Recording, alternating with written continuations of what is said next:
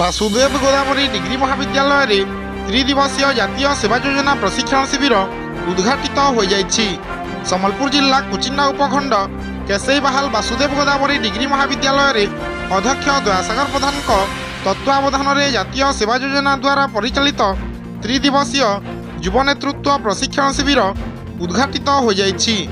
ଉକ୍ତ କାର୍ଯ୍ୟକ୍ରମରେ ମୁଖ୍ୟ ଅତିଥି ଭାବେ ସମ୍ବଲପୁର ବିଶ୍ୱବିଦ୍ୟାଳୟର କୁଳପତି ପ୍ରଫେସର ବିଦୁଭୂଷଣ ମିଶ୍ର ଯୋଗଦେଇ ଆତ୍ମପ୍ରବନ୍ଧନ, ଆଧ୍ୟାତ୍ମିକ ନୈତିକତା, କୌଶଳ ବିକାଶ ଉପରେ ସ୍ୱେଚ୍ଛାସେବୀମାନଙ୍କୁ ଉଦ୍ବୋଧନ ଦେବା ସହ ସ୍ୱେଚ୍ଛାସେବୀମାନଙ୍କ ସହ ବିସ୍ତୃତ ଆଲୋଚନା କରିଥିଲେ।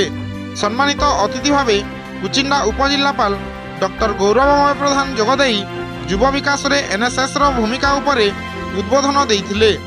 ଅଧ୍ୟକ୍ଷ ଦୟାସାଗର ପ୍ରଧାନ ଯୋଗଦେଇ ସମାଜସେବା ମାଧ୍ୟମରେ କିପରି ବ୍ୟକ୍ତିତ୍ୱର ବିକାଶ କରାଯାଇପାରିବ ତା ଉପରେ ଆଲୋକପାତ କରିଥିଲେ।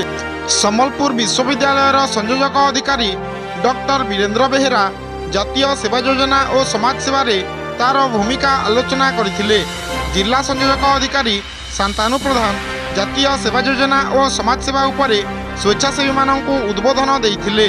ମହାବିଦ୍ୟାଳୟର ପ୍ରତିଷ୍ଠାତା ସଭାପତି ସଜନ ଖଣ୍ଡେଲୱାଲ, ପ୍ରତିଷ୍ଠାତା ଅଧ୍ୟକ୍ଷ ଘାସିରାମ ସାହୁ ଯୁବ ନେତୃତ୍ୱ ଉପରେ ବକ୍ତବ୍ୟ ରଖିଥିଲେ।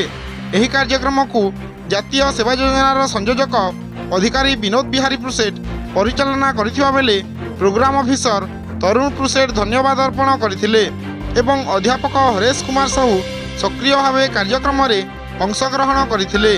ଏହି କାର୍ଯ୍ୟକ୍ରମରେ 18ଟି କଲେଜର 100 ଜଣ ସ୍ୱେଚ୍ଛାସେବୀ, 10 ଜଣ ଏନ୍ଏସ୍ଏସ୍ ସଂଯୋଜକ ଅଧିକାରୀ ଓ ବିଜିଡି କଲେଜର ସମସ୍ତ ଅଧ୍ୟାପକ ଅଧ୍ୟାପିକା ଓ ସମସ୍ତ କର୍ମଚାରୀ ଯୋଗଦେଇ କାର୍ଯ୍ୟକ୍ରମକୁ ସଫଳ କରିଥିଲେ।